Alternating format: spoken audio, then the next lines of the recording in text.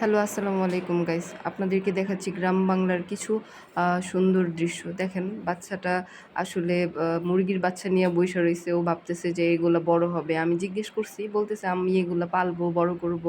হ্যাঁ, পরে বলতেছে হ্যাঁ। তো যাই হোক তার কত স্বপ্ন, কত আশা আপনারা নিশ্চয়ই বুঝতে পারছেন।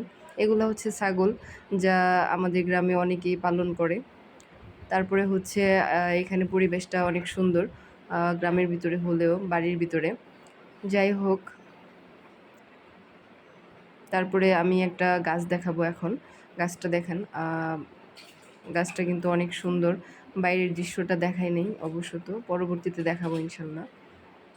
আপনারা আমার চ্যানেলটা সাবস্ক্রাইব করবেন, লাইক করবেন আশা করি ইনশাল্লাহ। আমার জন্য দোয়া করবেন। আর এই হচ্ছে আমার ছেলে, তার মানে ভাইয়েরা খেলাধুলা করতেছে। সো আল্লাহ হাফিজ।